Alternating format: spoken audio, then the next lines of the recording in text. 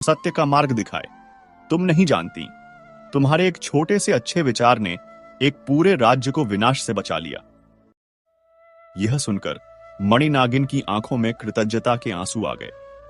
उसे आज समझ में आया कि एक शुद्ध विचार में कितनी शक्ति होती है। राजा धर्मदेव ने अपनी बात आगे बढ़ाते हुए कहा, मैं आज यहां एक और रहस्य से पर्दा उठाने आया हूं। वह रहस्य उस लीद के ढेर का है जो मेरे पाप का प्रतीक था। नाग देवता ने पूछा, कैसा रहस्य राजन? राजा ने बताया, जब मेरी प्रजा ने मेरी निंदा की तो वे मेरे पाप के भागीदार बने और वह लीद का ढेर कम हो गया। लेकिन कर्म का विधान बहुत गहरा है।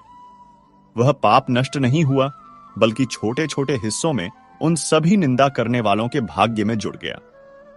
जब मगध में अकाल पड़ा तो वह उसी सम्मिलित पाप का परिणाम था। जब प्रजा ने पश्चाताप किया तब जाकर वह पाप पूरी तरह से भस्म हुआ। लेकिन राजा ने आगे कहा, उस ढेर का एक छोटा सा हिस्सा अभी भी बचा हुआ था। वह हिस्सा जो उस तपस्वी ब्राह्मण ने निंदा न करके लेने से मना कर दिया था, वह मेरे मूल पाप का सबसे शुद्ध अंश था। वह तब तक धरती पर ही रहना था जब तक कि उसे कोई ऐसा शुद्ध हृदय वाला जीव न मिले जो उसे बिना किसी द्वेष के स्वीकार कर सके। मणि नागिन ने आश्चर्य से पूछा, तो उस बचे हुए अंश का क्या हुआ? राजा धर्मदेव मुस्कुराए। उन्होंने अपनी हथेली खोली, जिसमें एक छोटा सा चमकता हुआ नीले रंग का पत्थर था जो नीलमणि जैसा दिख रहा था। उन्होंने कहा, यह वही है। जब मैंने कीट योनि में उस लीद का अंतिम कण खाया तो मेरे शुद्ध पश्चाताप और तुम्हारे मन की करुणा के स्पर्श से वह अपवित्र पदार्थ इस दिव्य कर्म मणि में परिवर्तित हो गया। यह मणि अब किसी के पाप को पुण्य में बदलने की शक्ति रखती है।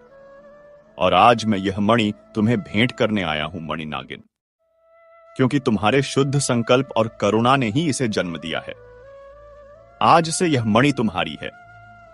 इसे धारण करो। यह तुम्हें सदैव धर्म के मार्ग पर चलने की प्रेरणा देगी और तुम्हारी रक्षा करेगी। मणि नागिन ने कांपते हुए हाथों से उस दिव्य मणि को लिया।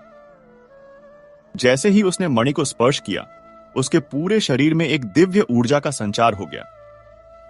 उसका सुनहरा शरीर और भी अधिक चमकने लगा और उसके हृदय में असीम शांति भर गई। राजा धर्मदेव ने उन दोनों को आशीर्वाद देते हुए कहा, अब मेरे सभी कार्य पूर्ण हुए। नागराज शेषनाग, मणि नागिन, तुम दोनों का प्रेम और धर्मनिष्ठा इस संसार